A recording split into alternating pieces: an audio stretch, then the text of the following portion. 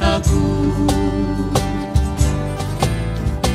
Tuhan Yesus menjamahku,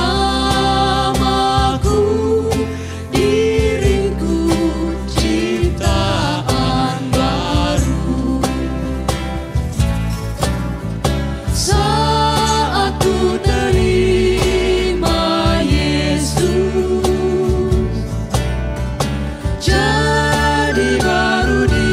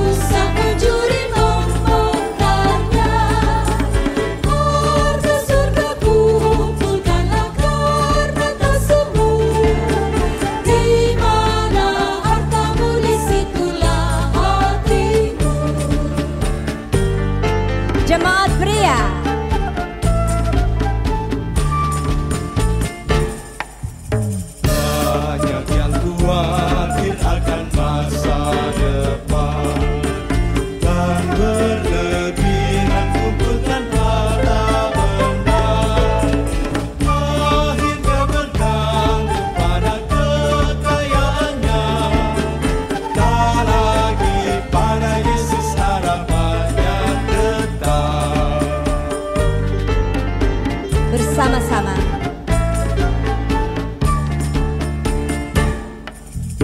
Yang kumpulkan banyak takkan kelebihan, dan yang sedikit pun takkan kekurangan.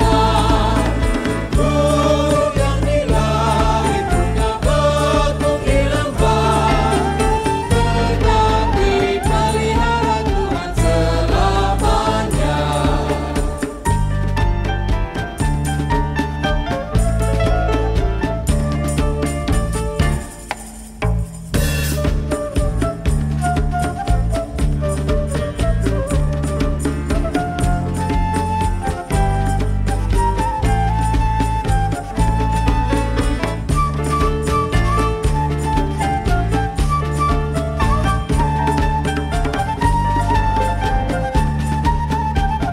Kita balik kembali ke bait 1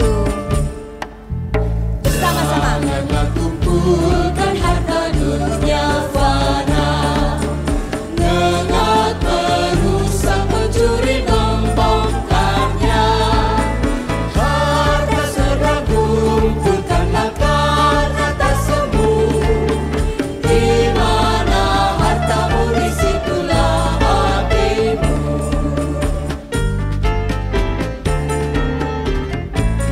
Bait 2. Banyak yang khawatir akan masa depan, dan berlebihan kumpulkan harta benda. Akhirnya bergantung pada kekayaannya, tak lagi pada Yesus harapannya tetap.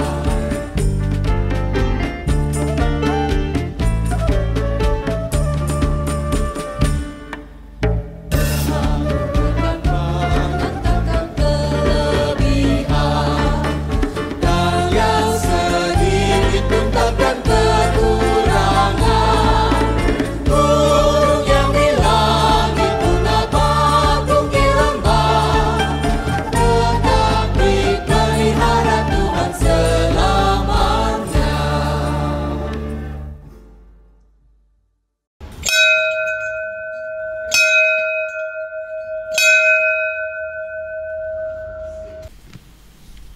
Jemaat yang dikasihi Tuhan, mari kita memulai kebaktian ini dengan membacakan Mazmur 96 ayat 1 sampai 6 secara berbalasan.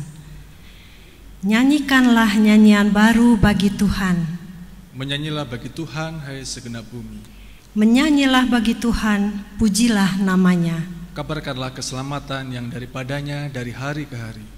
Ceritakanlah kemuliaannya di antara bangsa-bangsa. Dan perbuatan-perbuatannya yang ajaib di antara segala suku bangsa. Sebab Tuhan maha besar dan terpuji sangat. Ia lebih dahsyat daripada segala Allah. Sebab segala Allah bangsa-bangsa adalah hampa. Tetapi Tuhanlah yang menjadikan langit. Keagungan dan semarak ada di hadapannya. Kekuatan dan kehormatan ada di tempat kudusnya.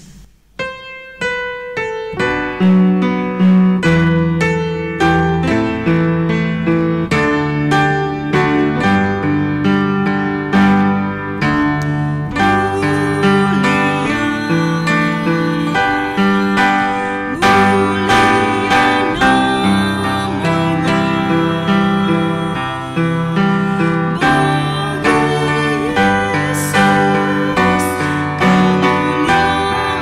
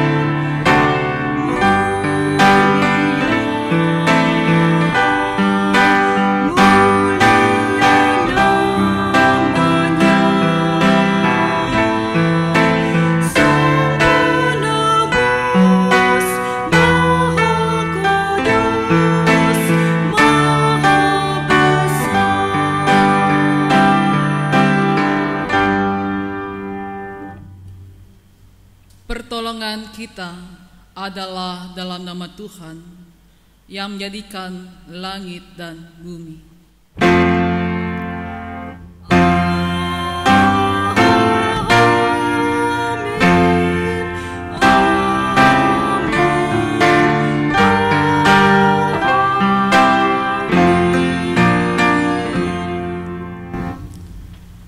Kasih dan damai sejahtera Tuhan beserta saudara. Dan beserta saudara juga. Silakan duduk saudara-saudara yang terkasih. Umat Tuhan, minggu ini adalah minggu Paskah ketiga, di mana kita juga mengingat akan seorang pahlawan perempuan, yaitu R.A. Kartini, yang lahir tepatnya 21 April yang lalu. Dengan tulisan dalam bukunya yang sangat terkenal, yaitu Habis Gelap Terbitlah Terang. Kiranya tulisan itu masih relevan untuk kita sebagai bangsa Indonesia yang saat ini memasuki hari-hari yang begitu mencemaskan dan memporak-porandakan bangsa kita. Peperangan bukan melawan penjajah secara fisik, melainkan virus COVID-19. Namun ada satu pengharapan yang akan terbilang terang. Ada kerinduan yang mendalam untuk berjumpa dengan saudara sekalian. Ingin rasanya saling menyapa dengan berjabat tangan. Meski demikian tidak mengurangi sedikitpun makna peribadahan kita pada Tuhan. Virus COVID-19 ini kiranya dapat kita lawan dengan kita mampu bertahan untuk tetap diam dan tinggal di rumah saja. Perlawanan batin yang begitu menggelisahkan dan mencemaskan. Perlawanan yang sungguh menyulitkan meski tanpa gerakan yang nyata. Peperangan melawan perilaku dan keegoisan kita. Dengan berdiam, maka virus COVID-19 ini akan cepat hilang dan lenyap. Pada ibadah hari ini, kita diingatkan untuk terus berpikir secara holistik, yakni dalam ranah kognitif, efektif, dan psikomotorik, yang sesungguhnya tidak bisa dipisahkan satu sama lain. Itulah yang Tuhan inginkan dalam kehidupan kita, yaitu hidup yang dibaharui oleh Sang Firman.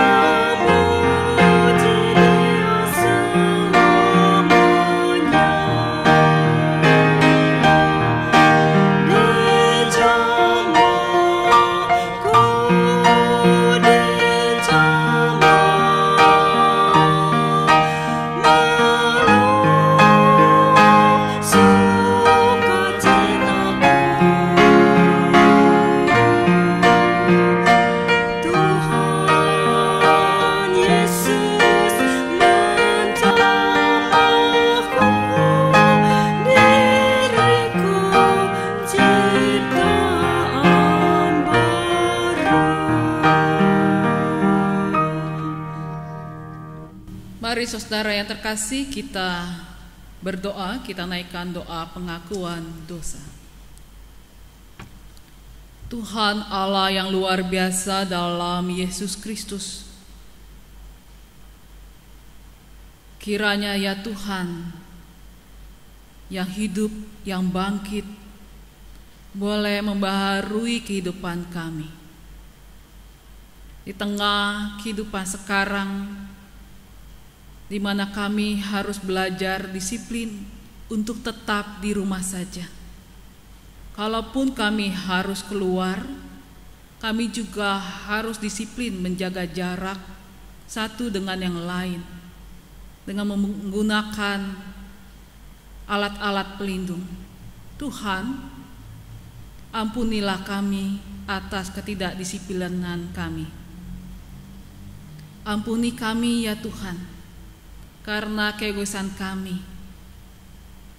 Ketika kami mulai bosan, ketika kami juga harus berjumpa dengan kesedihan, kehilangan, ketika kami juga harus merasakan kelemahan dan kehancuran dalam ekonomi kami, kami menjadi tidak peduli dengan sesama kami.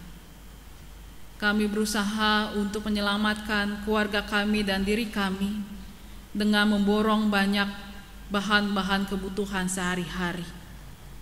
Bahkan alat-alat pelindung yang sangat dibutuhkan oleh para medis yang berjuang saat ini. Ya Tuhan,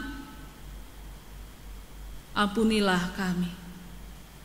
Kami juga berdoa ya Tuhan, kiranya kasih-Mu melingkupi setiap kehidupan kami, supaya di tengah segala hiruk-pikuk kesenduhan dan juga kondisi yang merana ini, kami mengingat bahwa seringkali membuat kami bisa marah dan emosi serta stres, melakukan banyak kekerasan dalam pikiran dan kata-kata kami. Tuhan, ampunilah kami, dan kiranya kasih Tuhan, pengorbanan Tuhan dalam Yesus Kristus yang hidup mengubahkan kehidupan kami, dan pertobatan ini menjadi pertobatan yang kami hidupkan dalam kehidupan keseharian kami. Ya Tuhan Yesus, tolonglah kami. Amin.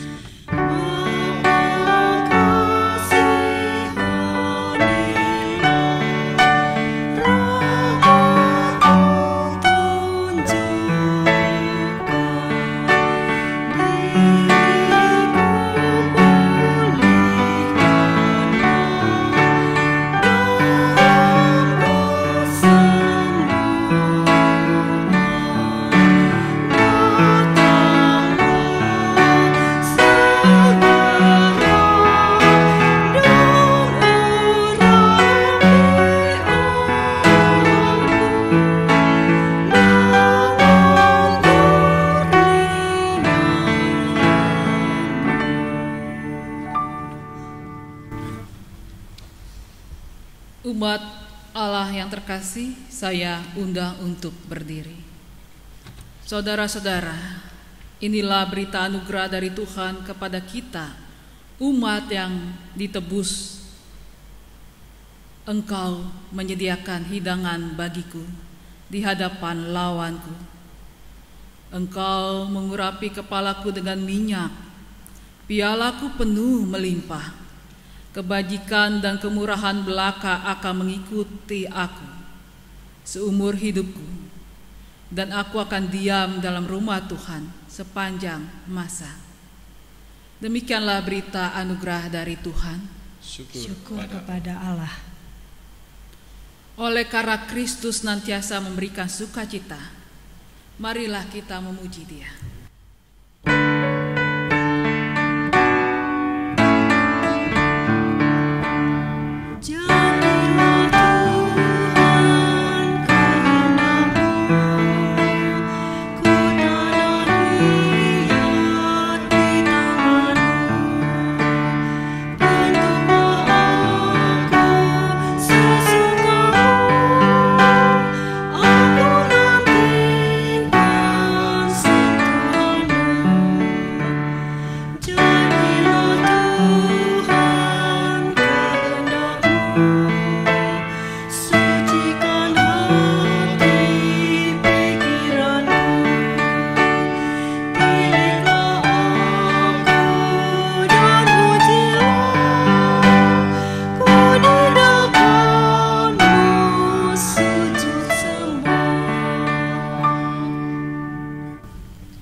Silakan duduk saudara yang terkasih. Mari kita siapkan hati kita hendak mendengarkan firman Tuhan. Kita berdoa. Allah Bapa Yesus Kristus, kami mohon ya Tuhan, di dalam ucapan syukur kami karena hari ini kami masih memiliki kesempatan yang luar biasa untuk beribadah bersama keluarga kami secara online. Dan sebagai tubuh Kristus, bersama-sama anggota-anggota jemaat, tamu dan simpatisan sebagai gereja Tuhan di GKI ataupun di GKI Delima ini. Tuhan, sentuhlah kami dengan firman-Mu sehingga kami boleh menjadi manusia-manusia yang baru, dikobarkan oleh kasih dan penyertaan Tuhan. Allah yang luar biasa, tolonglah kami. Amin. Inilah Injil Tuhan kita Yesus Kristus menurut Lukas 24 ayat 13 sampai 35.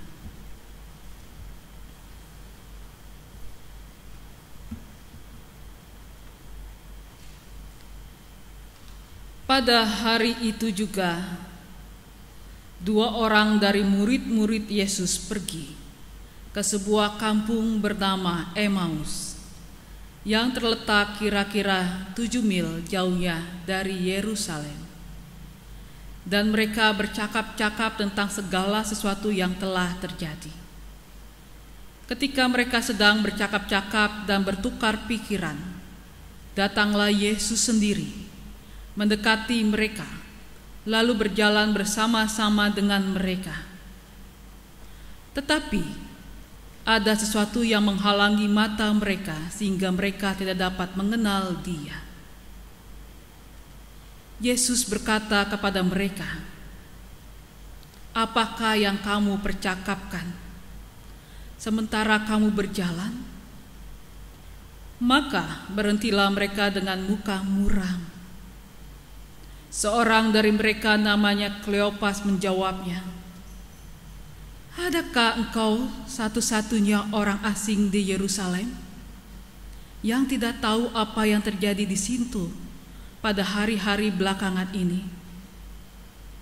Katanya kepada mereka, "Apakah itu?" Jawab mereka, "Apa yang terjadi dengan Yesus orang Nazaret? Dia adalah seorang nabi yang berkuasa dalam pekerjaan dan perkataan di hadapan Allah dan di depan seluruh bangsa kami.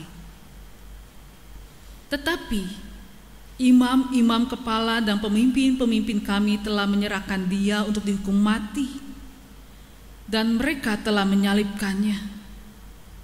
Padahal kami dahulu mengharapkan bahwa Dialah yang datang untuk membebaskan bangsa Israel.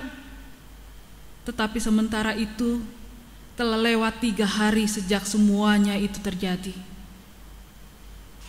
Tetapi beberapa perempuan dari kalangan kami telah mengejutkan kami. Pagi-pagi buta mereka telah pergi ke kubur dan tidak menemukan mayatnya. Lalu mereka datang dengan berita bahwa telah kelihatan kepada mereka malaikat-malaikat yang menyatakan bahwa ia hidup. Dan beberapa teman kami telah pergi ke kubur itu dan mendapati bahwa memang benar yang dikatakan perempuan-perempuan itu, tetapi dia tidak mereka lihat. Lalu ia berkata kepada mereka, "Hai orang-orang bodoh, betapa lambannya hatimu, sehingga kamu tidak percaya segala sesuatu yang telah dikatakan para nabi. Bukankah Mesias harus menderita semuanya itu untuk masuk ke dalam kemuliaannya?" Lalu ia menjelaskan kepada mereka apa yang tertulis tentang dia dalam seluruh kitab suci, mulai dari kitab-kitab Musa dan segala kitab nabi-nabi. Mereka mendekati kampung yang mereka tuju, lalu ia berbuat seolah-olah hendak meneruskan perjalanannya.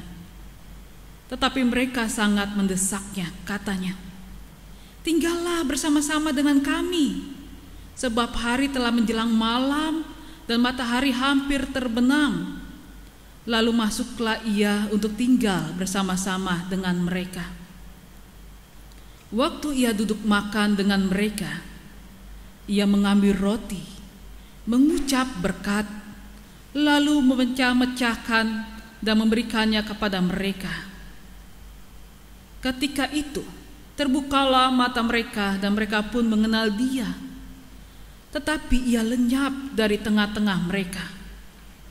Kata mereka seorang kepada yang lain, "Bukankah hati kita berkobar-kobar ketika ia berbicara dengan kita di tengah jalan dan ketika ia menerangkan kitab suci kepada kita?" Lalu bangunlah mereka dan terus kembali ke Yerusalem.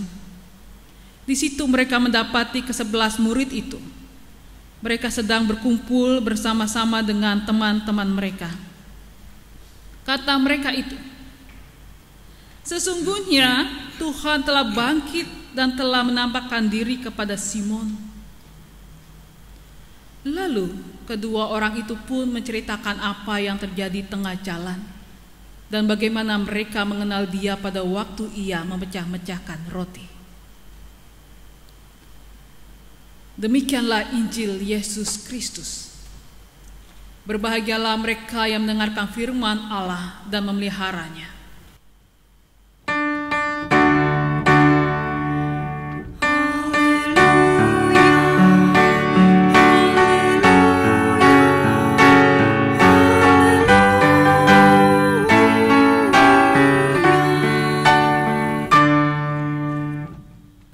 Bapak, Ibu, Saudara yang terkasih, yang dikasihi oleh Yesus Kristus, dan anak-anak kami yang kami kasihi.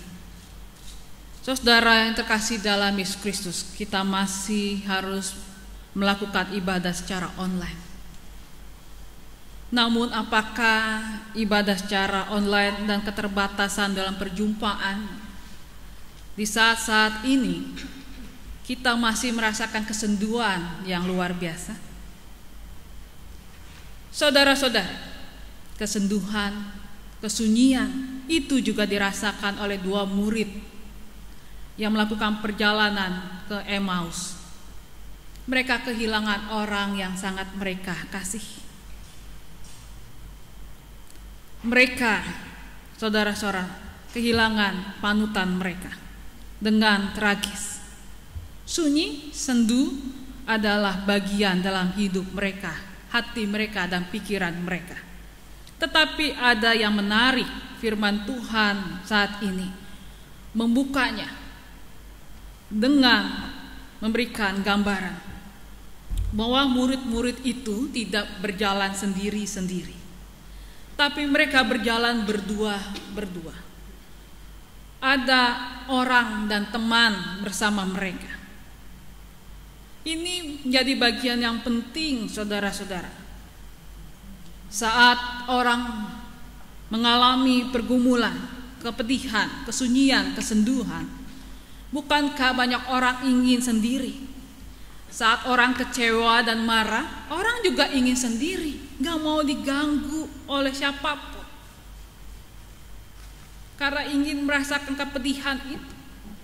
Tapi juga bisa karena ingin menyembunyikan apa yang dirasakan supaya tidak ada orang yang tahu dan mempercakapkannya. Murid-murid berjalan berdua, tetapi tidak hanya berjalan berdua saja. Yang mereka lakukan adalah mereka bercakap-cakap. Ini yang menarik yang kedua. Apa yang mereka percakapkan? Apa yang mereka ceritakan? Apa yang mereka sedang sharingkan? Ternyata yang mereka percakapkan bukan hal kekesalan dan amarah mereka, kesenduhan, kesunyian, ironis hidup mereka. Tetapi yang sedang mereka percakapkan adalah apa yang terjadi dan dialami oleh Yesus, nabi mereka yang saat itu mereka kenal sebagai seorang nabi, panutan mereka. Kisah ironis Yesus, kisah tentang harapan mereka kepada Yesus, apa yang menimpa, kepedihan, penderitaan Yesus. Tapi tidak hanya di situ. Mereka melewati kisah penderitaan itu sampai kepada kisah kubur kosong. Kisah bagaimana para perempuan datang ke kubur kosong dan bertemu dengan malaikat dan menyatakan bahwa Yesus sudah bangkit, tidak ada lagi.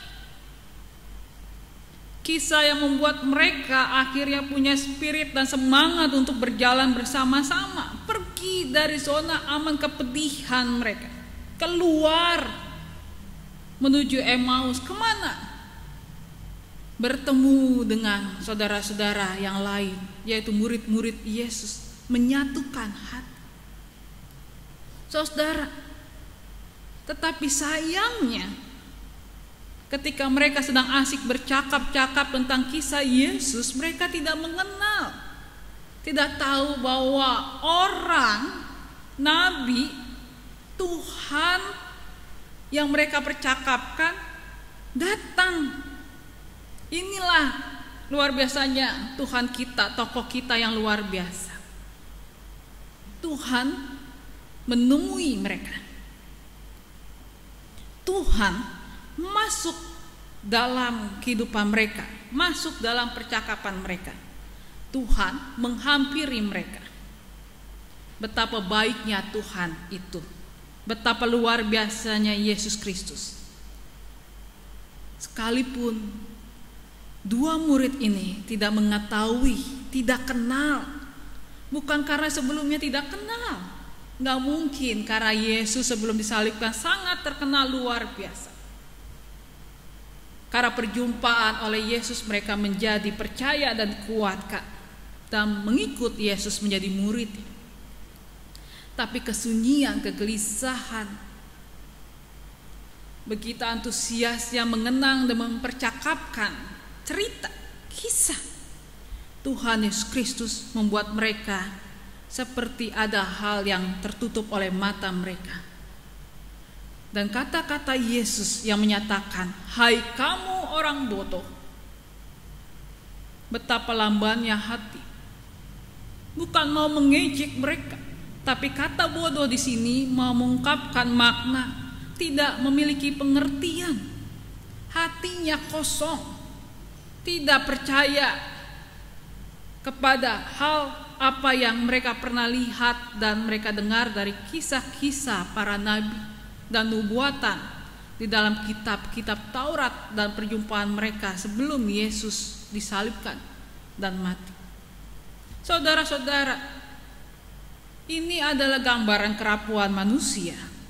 Betapa dalam kehidupan, kesedihan, kemarahan, kesunyian, itu bisa membuat kita tidak memiliki pengertian dan pengenalan akan Tuhan.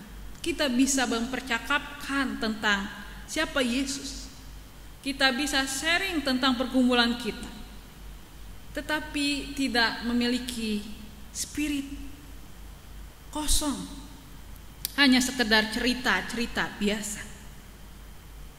Dan inilah yang Tuhan Yesus hendak tegur kepada murid-murid. Saudara,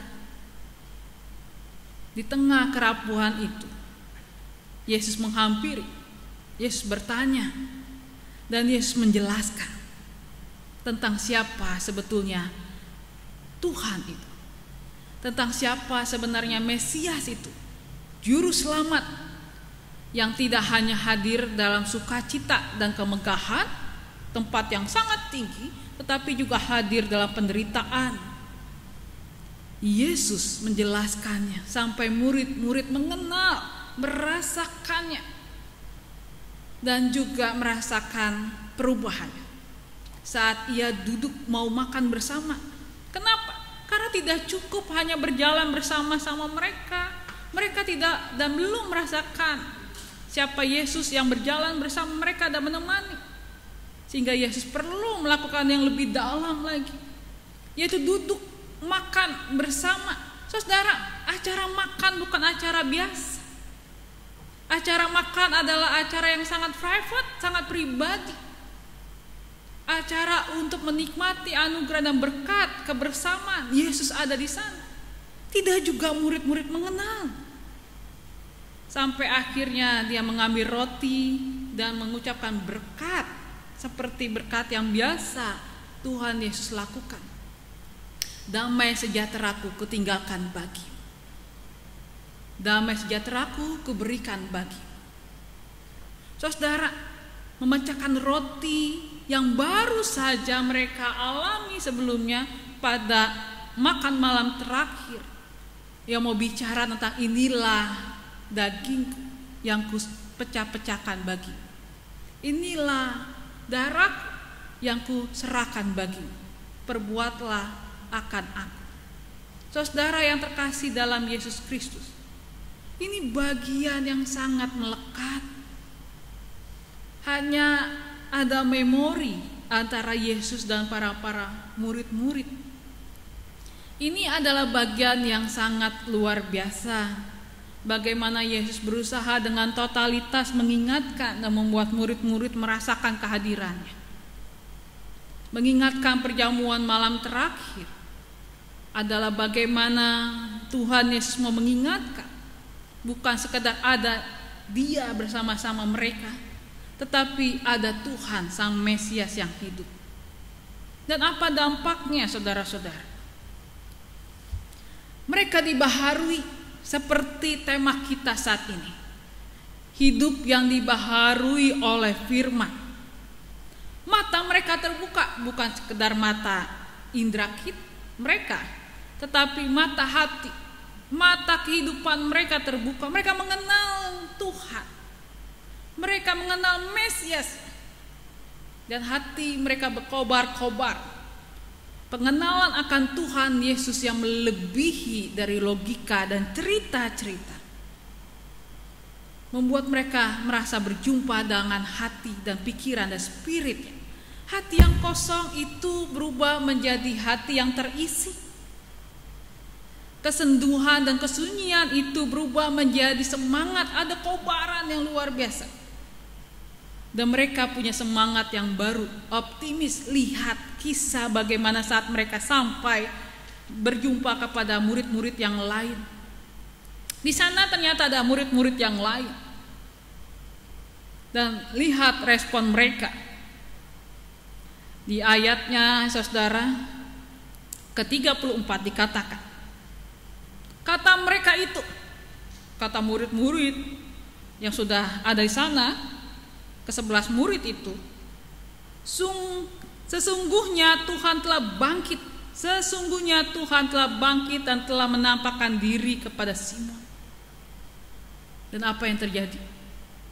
Kedua orang itu juga menceritakan bagaimana dahsyatnya pengalaman mereka berjumpa dengan Yesus.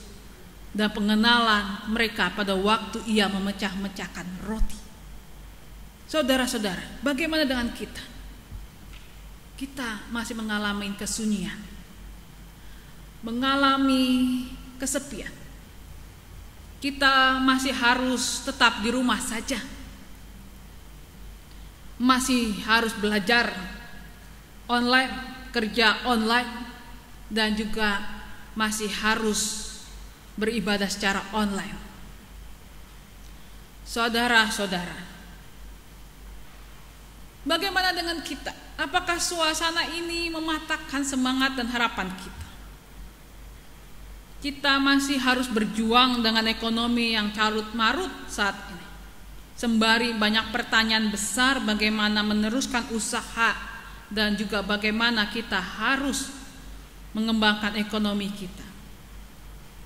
Kita juga harus berjuang dengan banyak orang yang sakit di rumah sakit, menerobos mungkin virus-virus yang luar biasa dengan fasilitas seadanya. Semua itu akan bisa membuat kita sendu. Tetapi mari belajar dari Tuhan kita Yesus Kristus. Bagaimana Tuhan Yesus Kristus mengubah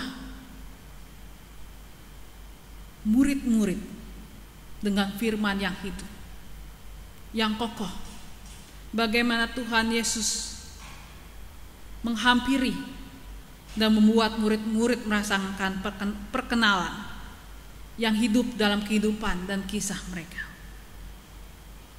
Apakah saudara-saudara memiliki kisah bagaimana Tuhan Yesus menjamah saudara pada saat yang lampau?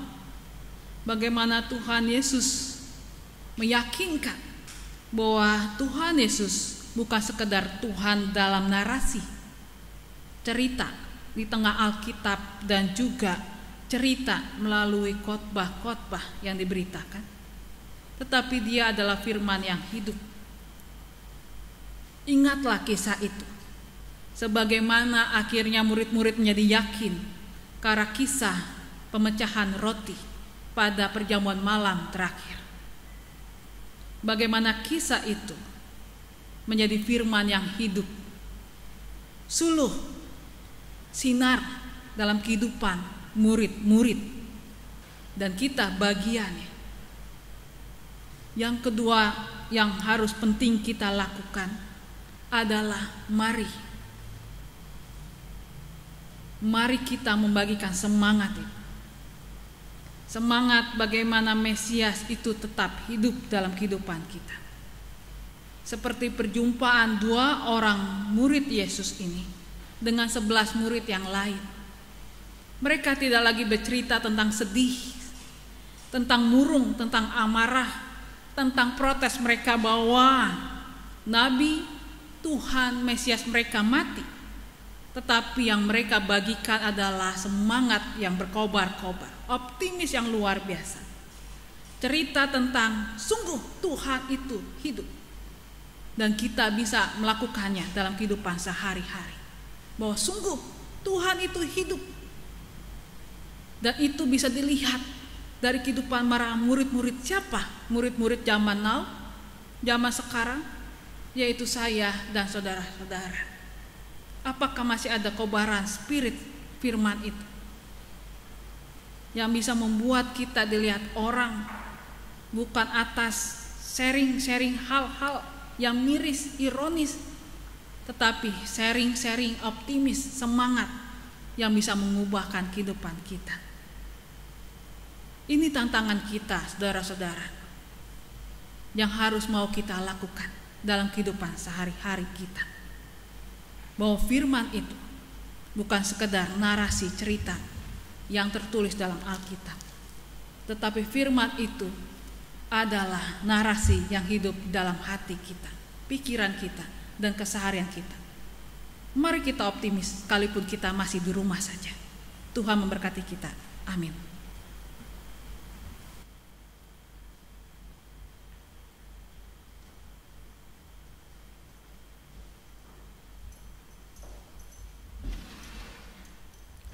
Umat dipersilakan untuk berdiri.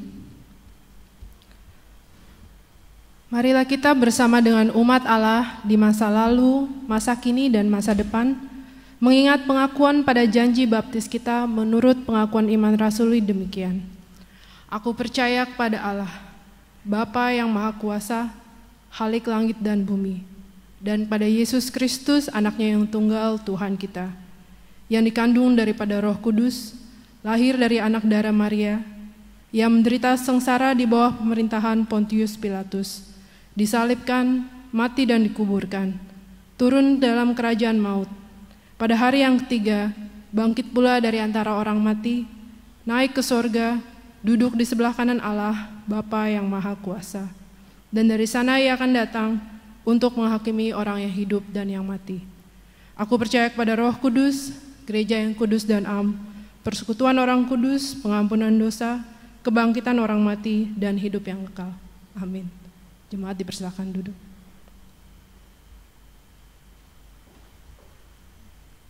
Mari saudara, kita naikkan doa syafaat kita berdoa. Ya Allah, dalam Yesus Kristus dan persekutuan Roh Kudus, firman yang hidup, dalam kondisi sekarang ini Tuhan, kami bersyukur bahwa kami tetap dijaga dan dipelihara Tuhan. Sembari kami juga mengingat saudara-saudara kami. Saat kami boleh tetap tinggal di rumah saja, memiliki waktu bersama keluarga, kami mengingat saudara kami, para dokter, perawat, orang-orang yang bekerja di rumah sakit, dokter-dokter yang praktek di rumah, yang harus tetap melayani, bahkan menerobos ketakutan mereka sebagai panggilan dan kepercayaan Tuhan, menyembuhkan banyak pasien, bahkan pasien yang sekarang ini juga menderita COVID-19. Allah yang luar biasa, kuatkanlah mereka, beri ketenangan, sukacita, dan juga kesehatan yang prima. Urapi keluarga yang harus melepaskan mereka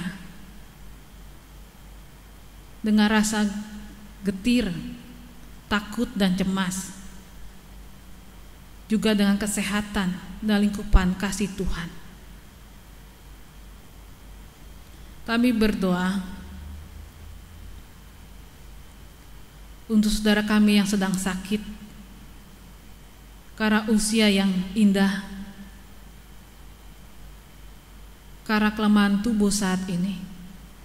Kami juga mengingat saudara kami yang harus dirawat karena COVID-19.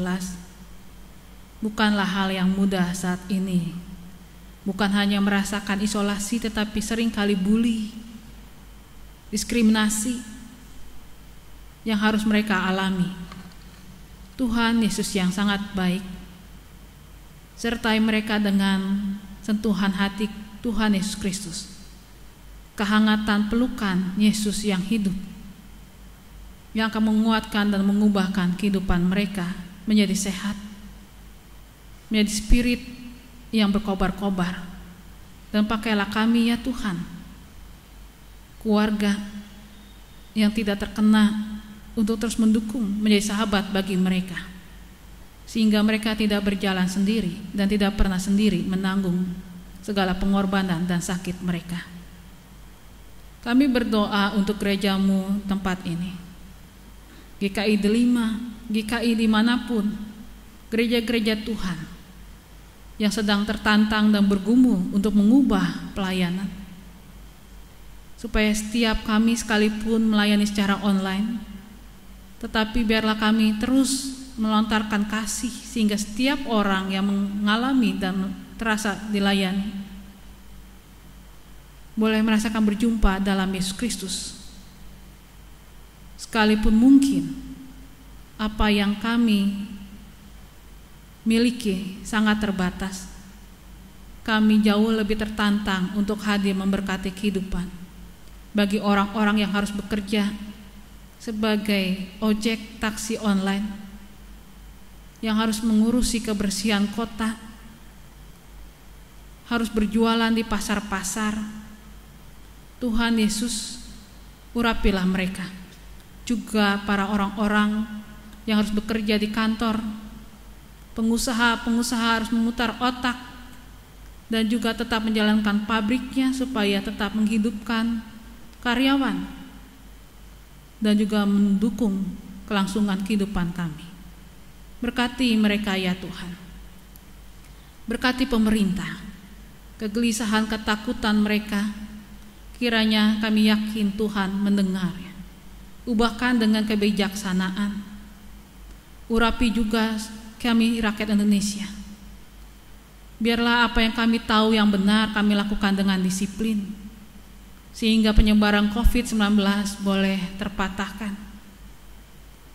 Berkati rakyat Indonesia untuk boleh punya kesatuan hati dalam mengerjakan dan menciptakan kedamaian. Lembutkanlah hati orang-orang yang keras yang memakai suasana seperti ini untuk memecah belah dan juga untuk memprovokasi bangsa ini. Tuhan Yesus yang baik, inilah doa kami, yang kami haturkan bersama doa yang pernah Engkau ajarkan dalam kehidupan kami. Doa Bapa kami. Bapa kami yang di surga, dikuduskanlah nama-Mu, datanglah kerajaan-Mu di bumi seperti di surga. Berikanlah kami pada hari ini makanan kami yang secukupnya, dan ampunilah akan kesalahan kami seperti kami juga mengampuni orang yang bersalah kepada kami. Dan jangan membawa kami dalam pencobaan, tapi lepaskanlah kami dari yang jahat. Karena Engkau yang punya kerajaan dan kuasa dan kemuliaan sampai selama-lamanya. Amin.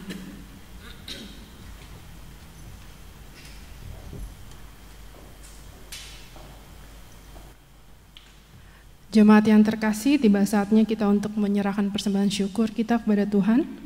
Saat ini kita masih memiliki dua cara untuk memberikan persembahan kita. Pertama, jemaat dapat mempersiapkan dalam amplop masing-masing dan diletakkan di tempat yang telah ditentukan. Kemudian ketika ke gereja dapat diserahkan persembahan tersebut. Dan yang kedua, dapat memberikan persembahan melalui transfer langsung ke rekening GKI Delima. Adapun dasar persembahan kita hari ini dari Mazmur 56 ayat 13 sampai 14 demikian.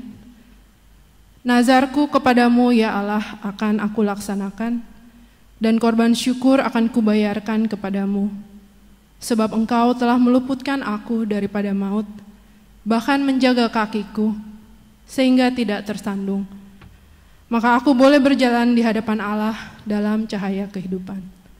Marilah kita mengarahkan hati untuk menyerahkan persembahan kita dengan menyanyikan PKJ 271, Janganlah Kumpulkan Harta.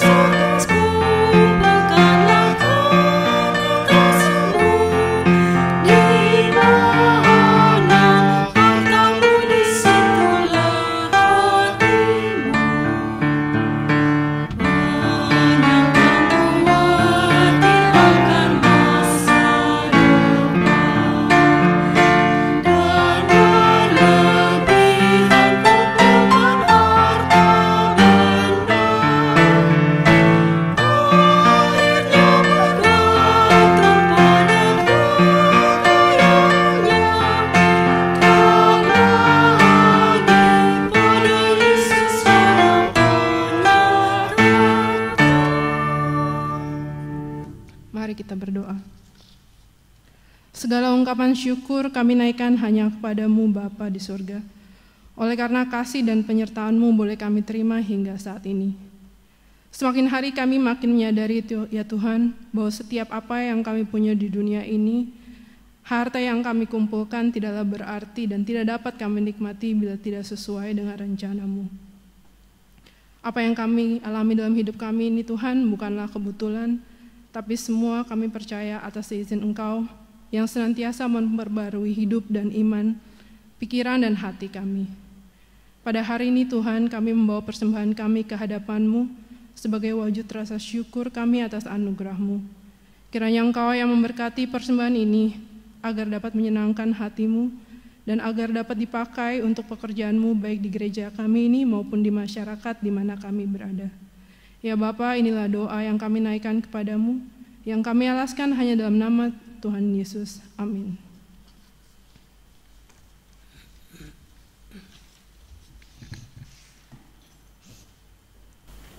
Mari saudara, saya undang untuk berdiri. Kita masuki dalam pengutusan kita.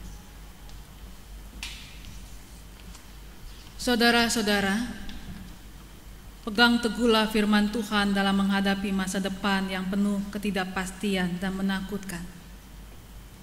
Karena hanya Tuhanlah yang menjamin kepastian hidup kita.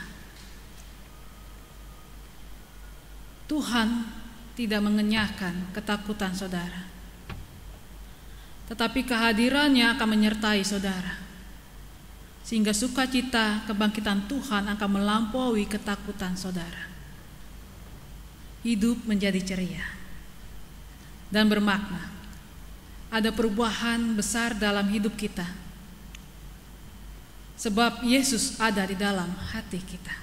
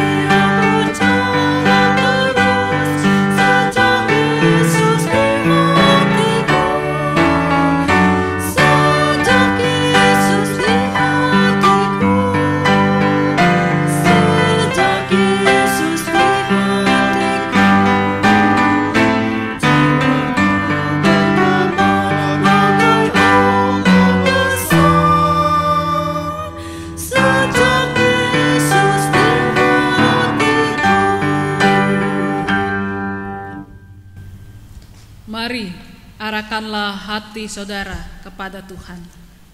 Kami mengarahkan hati kami kepada Tuhan. Jadilah saksi Kristus. Syukur kepada Allah. Terpujilah Tuhan Kini dan selamanya. Dan terimalah berkat dari Tuhan. Tuhan memberkati saudara dan melindungi saudara. Tuhan menyinari saudara dengan wajah-Nya dan memberi saudara kasih karunia. Tuhan menghadapkan wajah-Nya kepada saudara dan memberi saudara damai sejahtera dimanapun dan kapanpun saudara selalu berada. Haleluya, amin.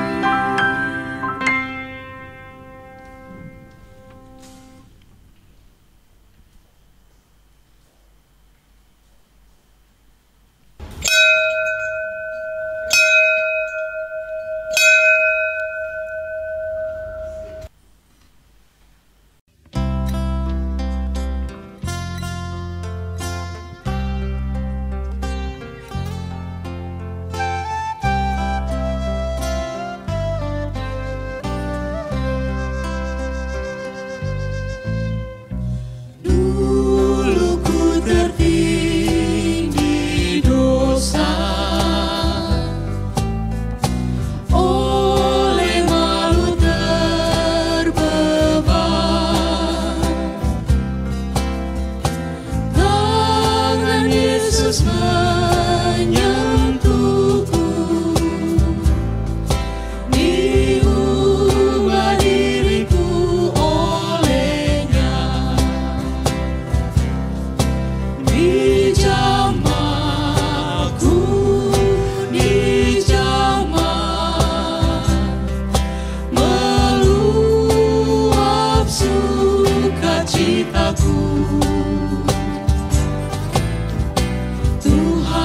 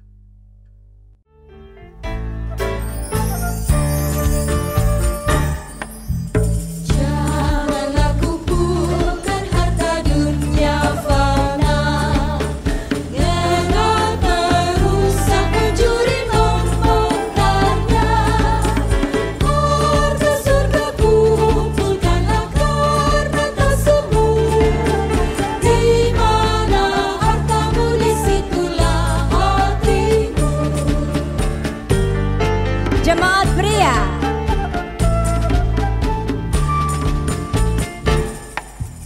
Banyak yang khawatir akan masa depan dan berlebihan kumpulkan harta benda, akhirnya bergantung pada kekayaannya, tak lagi pada Yesus harapannya tetap.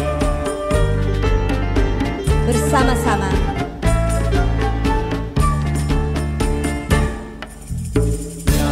Kumpulkan banyak takkan kelebihan, dan yang sedikit pun takkan kekurangan.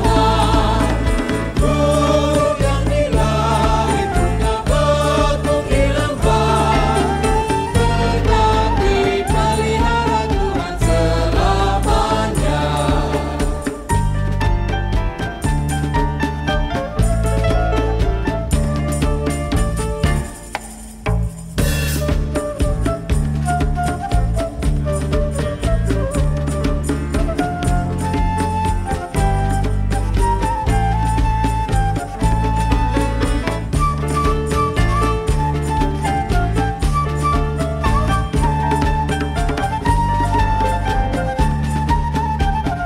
Kita balik kembali ke bait 1. Bersama-sama. Janganlah kumpulkan harta dunia fana, mengat merusak pencuri membongkarnya. Harta sedang kumpulkanlah karena tak semu, di mana hartamu disitulah hatimu.